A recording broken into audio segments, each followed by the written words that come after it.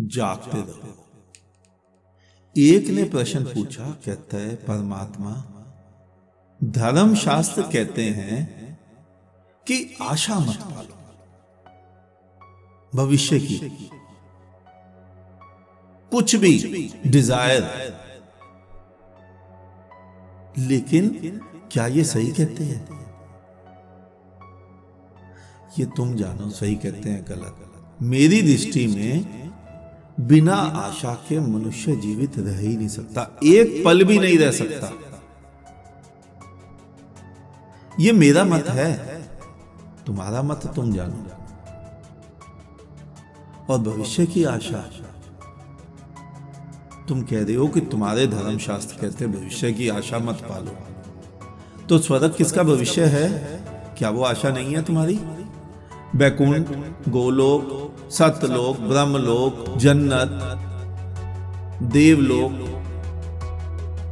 तुम सभी के तो धर्मशास्त्र आदि बात कुछ बोलते हैं, आदि कुछ। किसकी आशा है ये भविष्य के स्वप्न? किस आशा के लिए तुम पुण्य किए जा रहे हो? कुछ तो आशा है ना तुम्हें? आशा भविष्य की, मरणोपरांत, बिल्कुल गलत। हां, इस जीवन की आशा, इस जीवन को कैसे जिया जाए, सुखपूर्वक कैसे आनंद लिया जाए, ये आशा पालनी चाहिए। और बिना आशा के जीवन कैसे जिएगा व्यक्ति? ये भी तो आशा ही है कि मैं रात को सोऊंगा और कल सुबह उठूंगा। क्या ये आशा नहीं है? जीने की इच्छाएं नहीं है? दरअसल हुआ क्या है, तुम्हारे सभी धर्मशास्त्रों ने और तुम सभी के मूढ़ धर्म गुरुओं ने तुम्हें ना जीवन सिखाया ही नहीं है। केवल उतना ही ज्ञान दिया है जितना ज्ञान से तुम मूढ़ बने रह सकते हो और दान चढ़ावा उनके अर्पण कर सकते हो, अपने अपने धर्म गुरुओं के। ज्ञान उनके पास भी नहीं है, देंगे तुम्हें कहां? अगर ज्ञान उनके पास भी होता तो वो तुम्हें कभी भी मूर्ख नहीं बनाते, तुम्हें अपने बाड़े की भेड़ नहीं बनाते। वो खुद भी जीवन जीते और तुम्हें भी जीवन जीना सिखाते। आखिर सभी ने तो जीवन जिया। कृष्ण को देखो, बुद्ध को देखो, महावीर को देखो, मोहम्मद, नानक, कबीर, रामकृष्ण, स्वामी राम, इन्होंने क्या किया? जीवन को जिया। लेकिन तुम जिनकी उंगली थामे चल रहे हो ना, वो तुम्हारी तो पंक्ति है ना, अंधा अंधे ठेलिया, दोनों कूप पड़न। अंधा अंधे को लेके जाएगा तो दोनों ही कुएं में गिरेंगे। जब गिरोगे तब तुम्हें पता चलेगा। मैं गिरा था, सही समझा रहा हूं, 52 साल तक मैं गिरा था। 15-18 साल तुम्हारी एक चिर परिचित कृष्ण भक्ति संस्था के साथ था, गिरा। ना बोध हुआ, ना ईश्वर का साक्षात्कार हुआ, ना परमात्मा का अनुभव हुआ, ना प्रेम का उदय हुआ, कुछ भी नहीं। सारा दिन झोली हाथ में पकड़ी लगे दो। और यही मैं भी करता था, पूरा का पूरा पोंगा पंडित था। वहां से निकला कि यहां अनुभव नहीं हुआ, एक अघोरी के साथ मिला। वो किसी मूढ़ अघोरी का शिष्य था।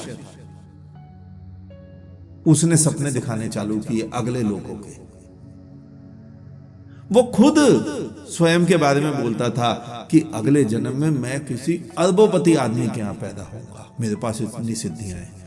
यानी अभी लालसाएं पूरी बाकी हैं, धन की लालसा, अमीर होने की लालसाएं। तो तुम ऐसे व्यक्ति को आध्यात्मिक बोलते हो, धार्मिक बोलते हो? गधे के बराबर होते हैं ऐसे व्यक्ति। और वाकई में गधा ही था वो। मैं तुम्हें कह रहा हूं, आशा, आज की आशा होनी चाहिए, आज जीवन जीने की, भविष्य की नहीं। आज का दिन तुम्हें ईश्वर ने दिया, इसको आनंद से जी। और बिना आशा के मनुष्य जीवित रह ही नहीं सकता। और परलोक की आशा के, मृत्यु के बाद की आशाओं के, तो तुम्हारा जीवन सत्यानाश हो जाता है। क्यों? क्योंकि तुम इस जीवन के सुख को देख ही नहीं पाते। हर आदमी बोलता है हम मरकर स्वर्ग जाना चाहते हैं, बैकुंठ जाना चाहते हैं, गोलोक जाना चाहते हैं, जन्नत जाना चाहते हैं। क्यों? उसका उदाहरण देता है कि वहां सुख है, वहां जन्म मृत्यु जरा व्याधि दुख संताप नहीं है।